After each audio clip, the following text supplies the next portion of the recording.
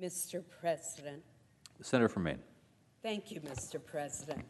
Mr. President, I rise today in strong support of the Bipartisan Safer Communities Act.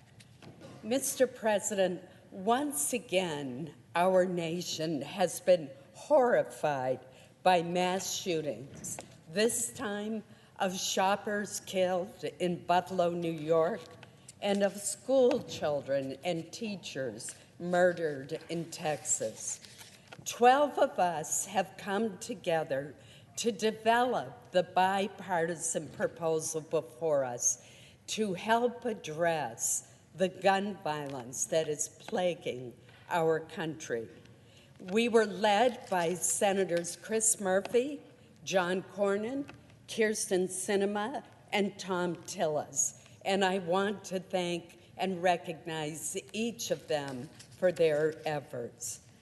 Our common sense plan increases needed mental health resources, improves school safety and support for students, and helps ensure that dangerous criminals and those who are adjudicated as suffering from mental illness cannot purchase firearms. If enacted, Mr. President, our bill will save lives. At the same time, it steadfastly protects the Second Amendment rights of law-abiding gun owners.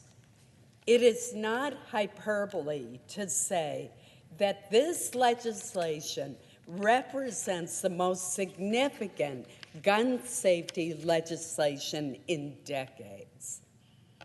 I would like to highlight, Mr. President, two specific provisions of this bill that I worked on and that will have a significant impact in Maine and across the country.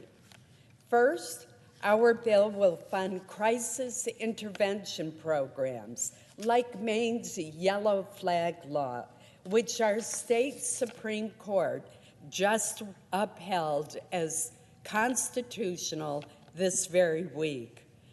Maine's law, which has robust due process protections, allows a court, following an assessment by a medical professional, to determine if individuals should temporarily lose possession of firearms because they pose a serious threat to themselves or to others.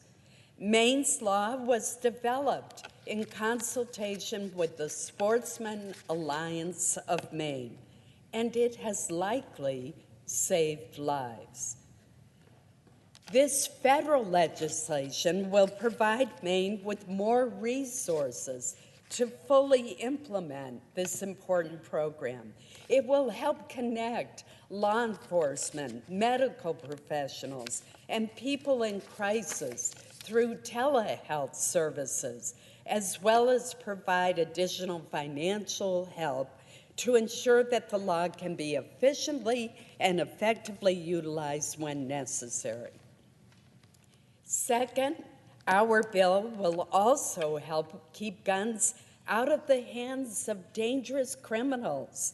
The bipartisan package includes the Stop Illegal Trafficking in Firearms Act that I co-authored with Senator Patrick Leahy. It cracks down on straw purchasing and firearms trafficking. I would like particularly to thank Senator Heinrich, with whom I worked to further refine this proposal so that it could be included in this bipartisan package. Senator Heinrich was a wonderful partner as we worked through all of the details of this provision. Mr. President, the trafficking of firearms to violent criminals, gangs, and drug trafficking groups presents a serious threat to public safety in communities across America.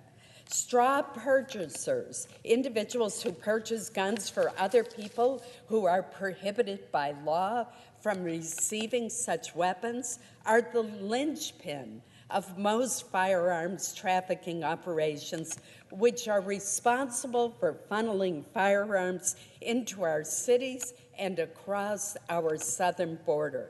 Currently, there is no criminal statute specifically prohibiting straw purchasing or firearms trafficking in the way that we need it to do. Instead, prosecutors rely primarily on paperwork violations that prohibit making false statements in connection with the purchase of a firearm. Our bill establishes new specific criminal offenses with significant penalties for straw purchasers and firearms traffickers, along with enhanced penalties when straw purchased firearms are used in connection with serious criminal activity like terrorism or drug trafficking.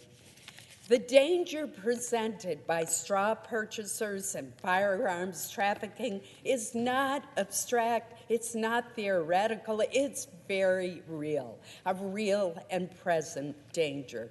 Maine's U.S. Attorney, Darcy McElwee, recently described how gun and drug trafficking in our state and elsewhere are often intertwined. Individuals would come to Maine for guns and leave us their drugs and go back, she explained. She added that in recent years, guns acquired in Maine represented 7% of Massachusetts gun recoveries at crime scenes, while Massachusetts guns were responsible for 20% of ours. So that means that both their guns and their drugs are coming into our state. I am quoting our new U.S. Attorney. In a recent example of gun and drug trafficking, along the I-95 pipeline, a Massachusetts man was sentenced to 7 years in prison after receiving 2 pistols from a straw purchaser in Androscoggin County while facilitating fentanyl sales in Bangor. What we've seen are gang members from Connecticut coming to Maine with heroin and swapping heroin for guns. Gun trafficking is also a border security issue. Law enforcement has long been concerned about the flow of firearms from the United States into Mexico. According to a recent report, more than 70% of all crime guns recovered and traced in Mexico between 2009 and 2014, and that represents more than 73,000 firearms were traced back to the United States. And the Mexican government has estimated that 200,000 firearms are smuggled from the United States into Mexico each year. Our bill provides additional tools to law enforcement and prosecutors to prevent and prosecute these crimes. This is meaningful legislation that reflects input from gun safety advocates, gun rights groups, the U.S. Department of Justice, law enforcement officers, and others. Thus, in addition to helping keeping our schools safe and our communities safer, this bill will help to address the gun violence and drug problems that are plaguing our communities more generally. Mr. President, I come from a state with a strong heritage of responsible gun ownership. This package reflects conversations that I have had with the Sportsman Alliance of Maine, the National Shooting Sports Foundation, and other responsible groups. It is worth my emphasizing one more time that we are able to make these significant improvements without infringing on the rights of law-abiding gun owners. Finally, it is important to note that this package demonstrates that members of the Senate can come together and work in a constructive way to get important goals achieved on behalf of the American people. I urge my Senate colleagues to join me in supporting this bill.